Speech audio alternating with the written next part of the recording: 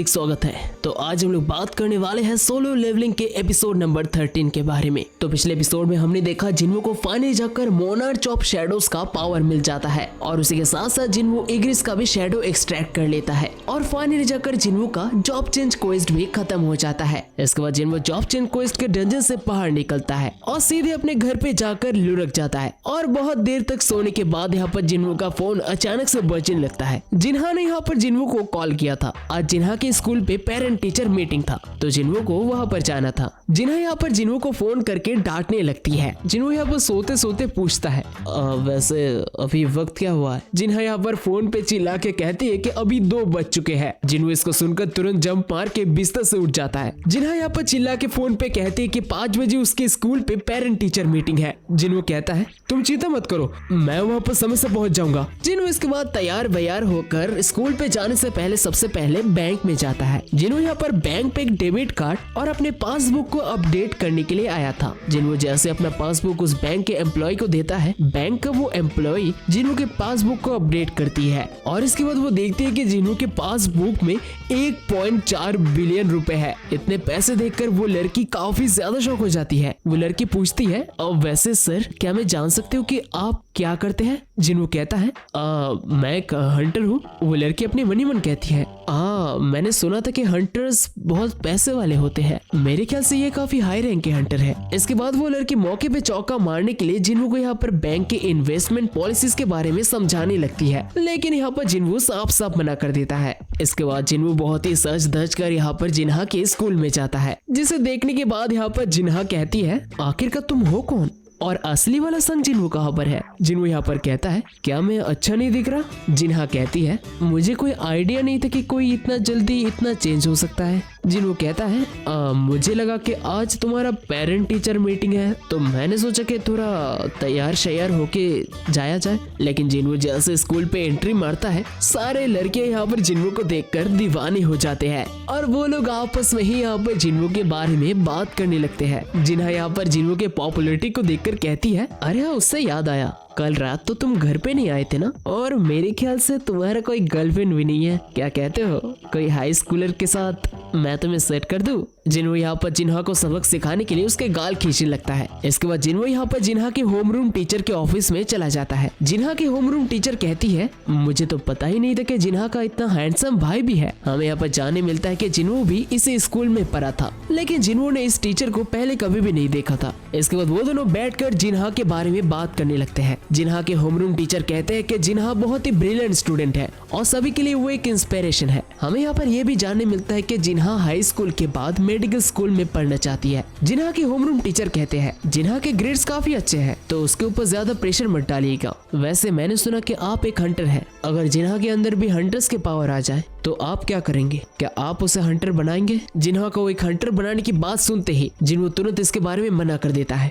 जिन्हा के homeroom teacher कहते हैं मैंने आपको इसके बारे में इसलिए पूछा क्योंकि रिसेंटली जिन्हा की क्लास से एक लड़की हंटर बन के अवेकन हुई है और उसके बाद से उस लड़की ने स्कूल आना बंद कर दिया और अगर ऐसा ही चलता रहा तो हमें बहुत ही जल्दी एक्शन लेना होगा। अगर वो अपने हंटर के करियर को आगे भी बढ़ाना चाहती है तो एटलीस्ट उसे ग्रेजुएशन कंप्लीट करना चाहिए था। जिन्होंने उसके बाद उस लड़की का रैंक पूछता है। टीचर यहाँ पर कहती है मुझे हंटर्स के बारे में तो ज्यादा कुछ नहीं पता, लेकिन मैं इतना जानती हूँ कि वो लोएस्ट रैंक की हंटर है। जिन्होंने इसको सुनकर समझ जाता है कि वो लड़की जरूर एक ई रैंक की हंटर होगी। जिन्होंने यहाँ पर ये भी जानता था कि एक ई रैंक के हंटर की जिंदगी के ऊपर कितना ज्यादा जोखिम होते हैं। टीचर कहती है वैसे मैं आपसे एक फेवर चाहती हूँ क्योंकि वो जिन्हा की एक दोस्त है, तो क्या आप उसे कन्विंस करेंगे कि एटलीस्ट वो अपना ग्रेजुएशन कंप्लीट कर ले। और हाँ, उस लड़की का नाम है हान सोंगी। जिन्हों ये नाम सुनकर बहुत ही ज्यादा शॉक हो जाता है। इसके बाद यहाँ पर शाम हो जाता है। हमें देखने मिलता है कि एक बिल्डिंग से एक लड़की बाहर निकलती है और वो लड़की वही लड़की थी जिसने जिन्हों के स्ट्राइक स्क्वाड में भी हिस्सा लिया था। तभी हमें देखने मिलता है कि जिन्हों उस बिल्डिंग के बाहर ही इंतजार कर रहा था। जिन्हों कहता है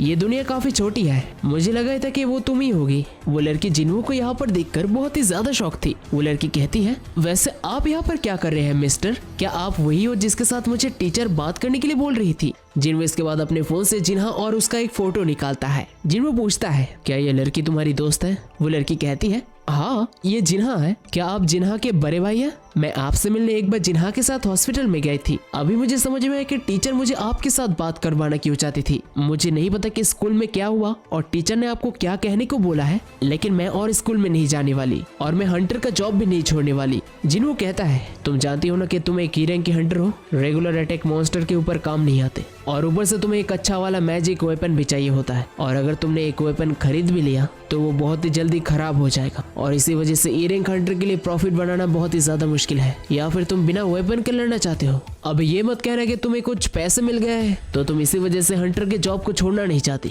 वो लड़की गुस्से से कहती है, आप यहाँ पर मुझे लेक्चर देने के लिए आए हैं जबकि आप एक खुद ई रैंक के हंटर है। जिन्हों कहता है, देखो मैं तुम्हें यहाँ पर लेक्चर वगैरह देने के लिए नहीं आया हूँ। वो लड़की पूछती है, तो आप यहाँ पर किस लिए आए हैं? जिन्हों कहता है, मैं यहाँ पर तुम्हें एक कमाल का हंटर बनाने के लिए आया हूँ। इसके बाद हमें सीधे एयरपोर्ट पे ले जाया जाता है और सरप्राइजिंगली यहाँ पर हमें देखने मिलता है कि वाइंग डोंगसो ऑलरेडी साउथ कोरिया में आ चुका है। वाइंग डोंगसो को यहाँ पर वेलकम करने के लिए हंटर एसोसिएशन के वो जिनचुल भी आते हैं। वाइंग डोंगसो कहता है, अरे देखो तो यहाँ पर कौन आया है, तुम्हें बहुत समय बाद देखकर बहुत खुशी हुआ। वैसे हंटर एसोसिएशन का चमचा यहाँ पर क्या कर रहा है? वो जिनजुल कहता है, क्योंकि आप एक ई रैंक के हंटर है तो हमारे सर्वेलेंस टीम के पास आपके आने का खबर पहले पहुंच चुका था, तो मैं यहाँ पर आपको एस्कॉर्ट देने के लिए आया हूँ। वाइंग डोंगसो कहता है, क्या सर्वेलेंस टीम? यानी कि तुम अभी तक उस चेयरमैन के चमचे हो। अगर मैं तेरी जगह होता तो मैं खुद चेयरमैन बन जाता। वैसे भी वो बुरा बिना मदद के कुछ नहीं कर सकता। वो जिनचुल यहाँ पर पूछता है, सर आप कोरिया में कितना दिन रहने वाले? वाइंग डोंगसो कहता है, ज्यादा दिन तक नहीं, वैसे भी मुझे इस देश में रहने का कोई शौक नहीं है। एक बार मेरा काम पूरा हो जाए तो मैं यहाँ से खुद चला जाऊंगा। वो जिनचुल कहता है, आपने अपने कंट्री को धोखा देकर दूसरे देश में चले गए तो यहाँ पर वापस लौट कर आने का कोई कारण जरूर से होगा। मेरे ख्याल से ई रैंक हंटर संग जिनवू और डी रैंक हंटर यू जिनवू है ना? वाइंग डोंगसो कहता है, तुम एक सर्वेलेंस टीम के मेंबर हो और तुम ऑलरेडी जानते हो कि मैं यहाँ पर किस लिए आया हूँ, तो तुम क्या करोगे? क्या तुम मुझे रोकने की कोशिश करोगे? वो जिनजुल कहता है, मैं बस अपना काम कर रहा हूँ। वाइंग डोंगसो कहता है, मुझे तुम हमेशा से पसंद थे जिनचुल, क्या कहते हो मेरे साथ स्कारवेंजर गिल्ड में आ जाओ, मैं तुम्हें वादा करता हूँ कि तुम्हें यहाँ से हायर पोजीशन मिलेगा। वो जिनचुल को इस रैंक के हंटर वाइंग डोंगसो का बड़ा भाई वाइंग डोंगसो के क्रिमिनल रिकॉर्ड के बारे में सब कुछ पता था, लेकिन इन्वेस्टिगेशन और गवाह के कमी की वजह से वो लोग वाइंग डोंगसो के खिलाफ कुछ भी नहीं कर पाए थे। इसके बाद हमें एक बार फिर से जिन्हो के पास ले जाया जाता है। जिन्हो के साथ वो लड़की भी आई थी। जिन्हो यहाँ पर व्हाइट टाइगर गिल्ड के सेकंड डिवीजन के मैनेजर मिस्टर आहान से मिलने के लिए आया था। वो सभी एक दूसरे को सबसे पहले इंट्रोड्यूस करते हैं। मिस्टर आहान उस छोटी लड़की को देखकर थोड़ा सरप्राइज थे। वो अपने मनी मन कहते हैं, ये तो एक ई रैंक की हंटर है, लेकिन वैसे भी संग जिन्हो भी एक ई रैंक का हंटर ही है। जिन्होंने यहाँ पर मिस्टर आहान को कॉल करके व्हाइट टाइगर गिल्ड के ट्रेनिंग डंजन में जाने के लिए रिक्वेस्ट किया था, लेकिन यहाँ पर मिस्टर आहान को लगता है कि जिन्हो व्हाइट टाइगर गिल्ड को ज्वाइन करने के लिए एक्साइटेड है। जिन्हो और मिस्टर आहान की बातचीत को देखकर एक हंटर बीच में कहता है, ऑलरेडी 9 बज चुके हैं, हमें अभी डंजन के अंदर जाना चाहिए। हम यहाँ पर कोई पिकनिक मनाने के लिए नहीं आए हैं। हमें देखने मिलता है वो बंदा बहुत ही भारी भरकम आर्मर पहने हुआ था। जिन्हों यहाँ पर पूछता है कि ये बंदा कौन है। मिस्टर आहान कहते हैं कि व्हाइट टाइगर गिल्ड का नया ए रैंक का हंटर है और उसका नाम है किमचुल और वो एक टैंक है। मिस्टर आहान यहाँ पर कहते हैं कि स्क्वाड में यहाँ पर ए रैंक के अलावा भी यहाँ पर 7 बी रैंक के हंटर्स हैं और उसी के साथ साथ 4 सी रैंक के हंटर्स भी, यानी कि यहाँ पर टोटल 12 मेंबर्स होने वाले थे। जिन्हों यहाँ पर कहता है, एक सी रैंक के डंजन में ए रैंक और बी रैंक के हंटर, आपको नहीं लगता कि ये कुछ?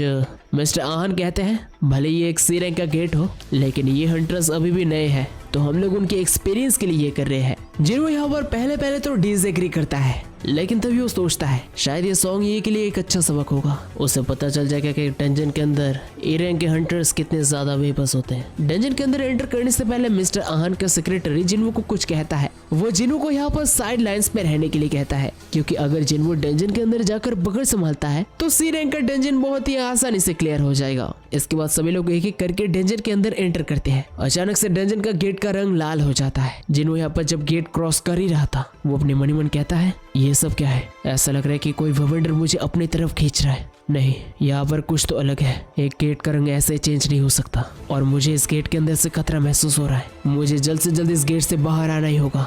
जिन्हों यहाँ पर तुरंत डंजन के अंदर जाने से पहले अपना सर निकाल के मिस्टर आहान को कहता है, मिस्टर आहान जल्द से जल्द आप मेन स्ट्राइक स्क्वाड को कांटेक्ट कीजिए। ये कहते ही यहाँ पर जिन्हो डंजन के अंदर चला जाता है। मिस्टर आहान यहाँ पर पैनिक करने लगता है। वो तुरंत यहाँ पर व्हाइट टाइगर गिल्ड के लीडर बाइक यूनहो को कॉल लगाते हैं और इसी सिचुएशन के बारे में बाइक यूनहो को बताते हैं। यूनहो यहाँ पर ये सब सुनकर बहुत ही ज्यादा शॉक था।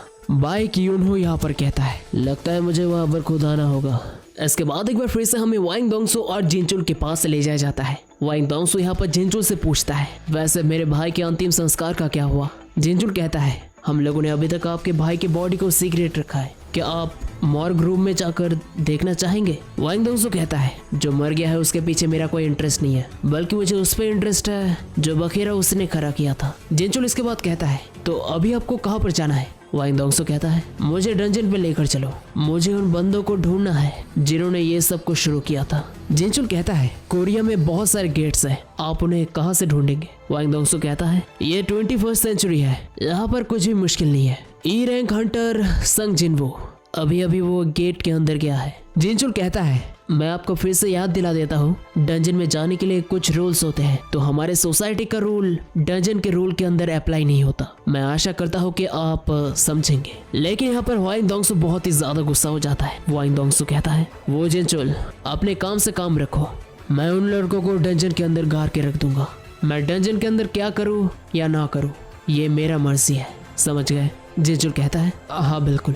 इसके बाद हमें डंजन के अंदर ले जाया जाता है। डंजन के अंदर जाते यहाँ पर सारे हंटर्स बहुत ही ज्यादा पैनिक करने लगते हैं, क्योंकि उन लोगों ने भी यहाँ पर रियलाइज किया था कि डंजन के अंदर एंटर करने के बाद ही गेट का कलर चेंज हो गया था। जिन्हों यहाँ पर आसपास थोड़ा नजर लगाता है, वो देखता है कि आसपास कुछ भी यहाँ पर शक करने लायक नहीं है। लेकिन यहाँ पर जिन्वो मनी मन कहता है, ये बाकी डंजन की तरह तो बिल्कुल भी नहीं है, क्या डंजन के गेट ने हमें किसी दूसरी जगह में ट्रांसपोर्ट कर दिया? जिन्वो यहाँ पर जिस लड़की के साथ आया था वो लड़की पूछती है, मुझे लगता है कि यहाँ पर कुछ गलत है। तभी अचानक से तेजी से एक तीर जिन्वो की तरफ आने लगता है। वो तीर यहाँ पर लगभग उस लड़की को लगने वाला था, लेकिन जिन्वो उस तीर को पकड़ लेता है। इसके बाद बाकी हंटर्स के ऊपर भी यहाँ पर हमला होता है। तब यहाँ पर बाकी हंटर्स को पेड़ के ऊपर कुछ लोग देखने मिलते हैं, और हमें देखने मिलता है ये और कोई नहीं, ये थे आइस एल्फ्स। यहाँ तक कि जिन्वो ने भी उनका आने का प्रेजेंस नोटिस नहीं किया था। जो हंटर्स यहाँ पर पहली बार इस तरीके के जीवों के साथ एनकाउंटर कर रहे हैं, वो लोग इन्हें आइस एल्फ्स कहते हैं। लेकिन इन आइस एल्फ्स को किसी दूसरे नाम से भी जाना जाता है। इनके ब्रूटली हंटिंग करने की वजह से इनको आइस स्लेयर्स भी कहा जाता है।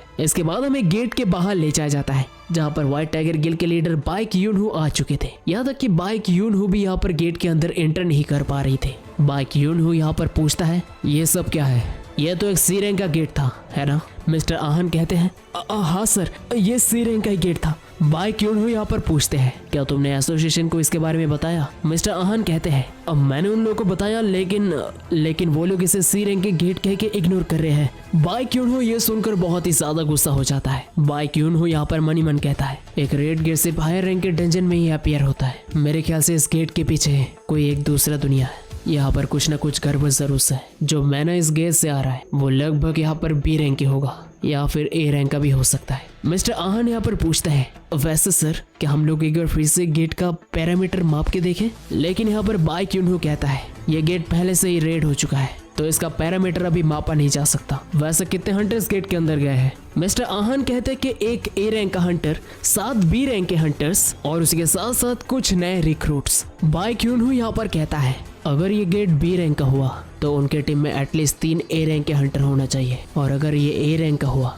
तो एटलीस्ट उन्हें एक एस रैंक का हंटर या फिर 10 ए रैंक के हंटर्स चाहिए होते हैं। तो इसका मतलब अभी बाकी के हंटर्स लगभग मौत के कागार पे होंगे। शायद कुछ ए रैंक के हंटर्स या फिर बी रैंक के हंटर्स बच के निकल आ सकते हैं। लेकिन इसके बाद मिस्टर आहन कहते हैं, अब वैसे सर डंजन के अंदर और एक पर्सन गया हुआ है, दरअसल वो उसके ऊपर मेरे आंखें बहुत दिनों से है। बाइक यूनहो पूछता है, उसका रैंक क्या है, ए या फिर बी? मिस्टर आहन यहाँ पर कुछ नहीं कहते। बाइक यूनहो यहाँ पर कहते हैं, क्या तुम ये कहना चाहते हो कि वो एस रैंक का हंटर है? कोई चारण देखकर यहाँ पर मिस्टर आहन कहते हैं, नहीं सर, दरअसल वो एक ई रैंक का हंटर है। इसके बाद एक बार फिर से हमें डंजन के अंदर ले जाया जाता है। हमें देखने मिलता है कि ऑलरेडी यहाँ पर उनके टीम में कोई मर चुका था। जिन्हों यहाँ पर अपने मनी मन कहता है, ये लोग बहुत ज्यादा चालाक हैं। उन्होंने शुरुआत से हमारे टीम के कमजोर 2 हंटर्स को मौत के घाट उतार दिया। अगर ये 2 महीने पहले होता तो मैं उनके तीर को डॉज नहीं कर पाता, लेकिन अभी मैं इन सबको अपने हाथों से मारूंगा। तभी उसके बाद उनकी टीम का लीडर एक लौता ए रैंक का हंटर सामने आता है। वो कहता है,